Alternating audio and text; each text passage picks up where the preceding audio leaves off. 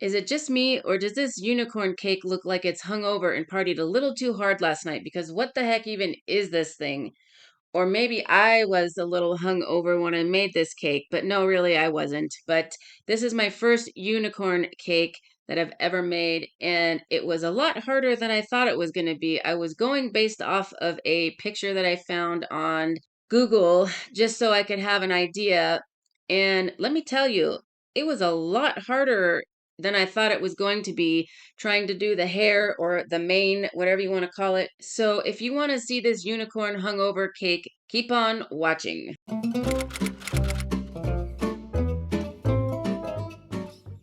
So let me just tell you, if you are new here, thanks for watching.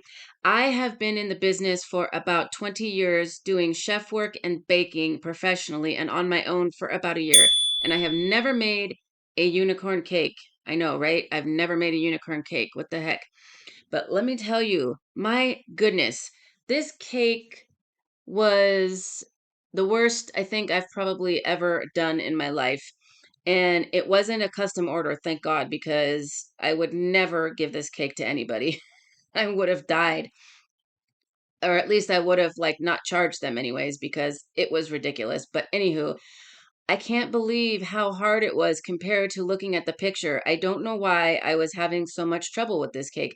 The darn mane of the unicorn was like the hardest part, trying to get it to look like it should in the picture, or just even look like remotely unicorn-esque, if that makes any sense. But if you guys have ever made any unicorn cakes, let me know if you have any tips or tricks, because my goodness, I will definitely be doing this again because I've been making a lot of kids' cakes recently, and I'm sure that somebody will want one. But anyway, I just used a vanilla frosting for this, nothing fancy. Again, I was just making this just for fun, for practice, so that I can learn some new skills and learn some new techniques for decorating, etc. After I frosted this cake, I put it in the freezer and I wrapped it with the parchment paper that you see here.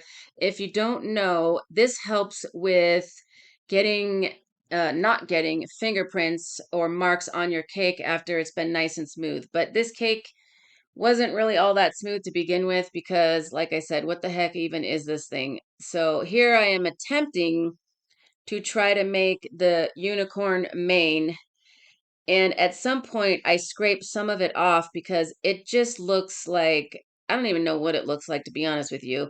I can't describe it, but it just didn't look anything like the picture, which I will pop up here so you can see the difference of what my cake looked like and what this cake looked like.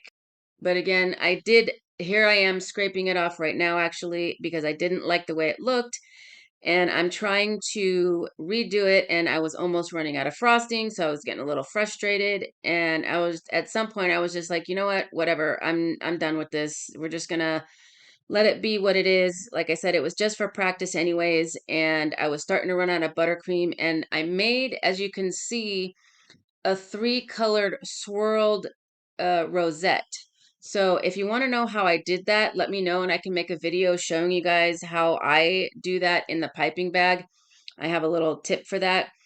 And I also wanted to add some different shapes other than the rosette. So I had a little bit of frosting left that I saved, and I did a couple of different colors, which was green and yellow.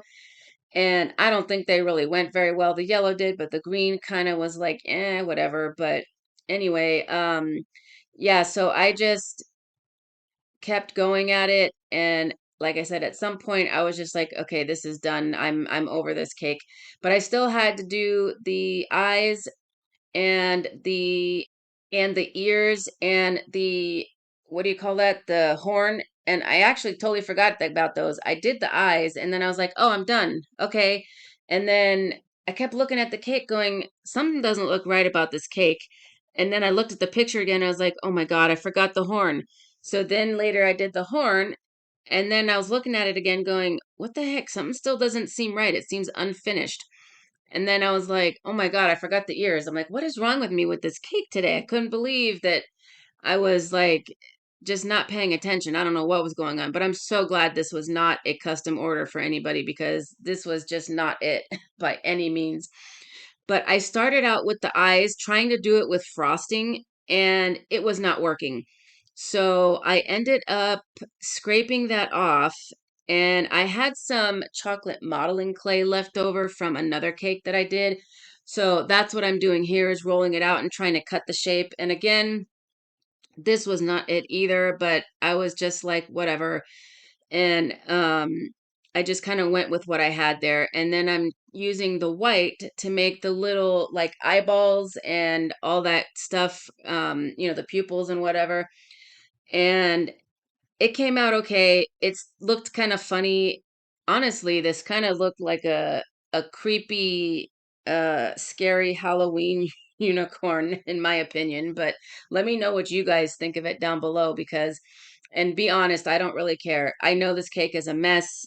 Ultimately, when I make these cakes for practice anyways, I end up giving them to someone on a Facebook group called Buy Nothing, and it's whatever city you live in. I gave it to a family who had a 4-year-old daughter who was a cake monster, and she could not wait to try this cake. So I love practicing and gifting to people. That way my cakes get out there, even though they don't look good, even though they're not perfect. That's why I gift them to people. So comment down below what you guys think of this cake.